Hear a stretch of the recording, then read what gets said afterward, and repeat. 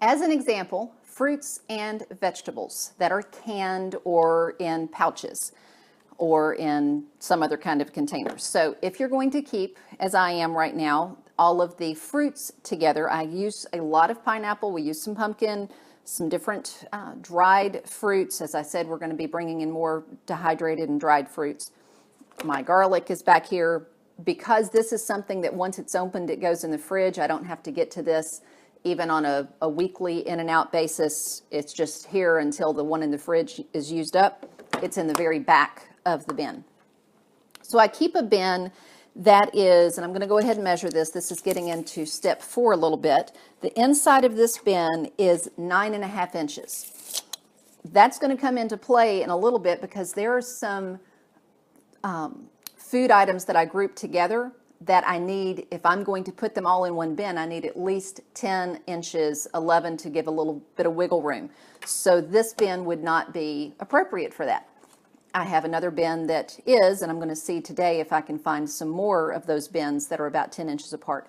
And why group them together? One, it's easier to find if you know that it's not just hodgepodge all over your pantry, but if you know, okay, this is where I go for any fruits, this is where I go for any vegetables. And I put this in front to show you this is not where these actually store. They store in the vegetable bin. These are water chestnuts that we use a lot of. This particular brand, they lock in place. So if you're reaching into your pantry and you tap it, they're going to stay pretty stable. These don't. And anytime that you can purchase a brand that locks in, it's going to mean a lot less hassle. And I anyway want hassle low when I'm doing any cooking.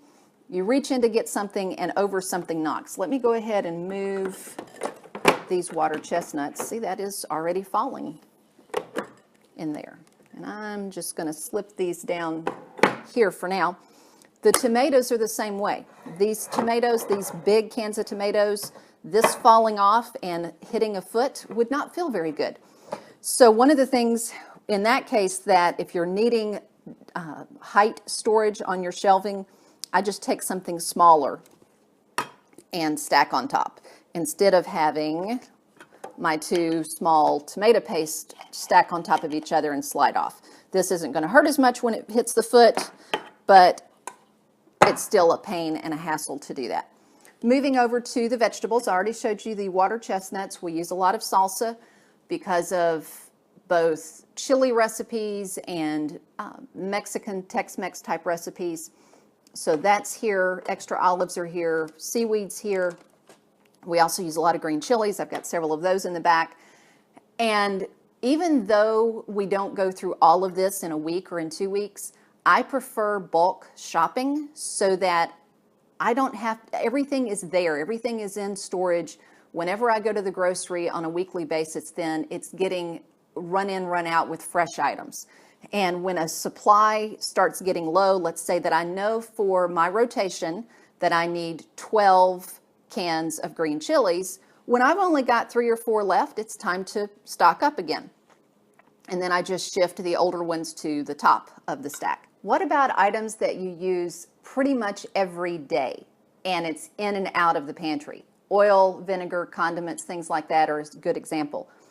Couple of ways that I have stored these. One is just in some type of crate or bin. But the problem is if I need the avocado oil and it's in the very back, or if I need, what is this in particular? This is fig balsamic. It's hard to see and tell what is there. If you've only got 3 or 4 that you use and a couple are small and a couple are large, it's no big deal. If you've got a lot that you rotate between, this has been invaluable. It is a spinning bin for, I think it's called Easy Glide Fridge Bin Turntable. I don't use it in the fridge. I use it in my pantry. And things fit in that wonderfully. Anything that's a little seldom used goes in the middle.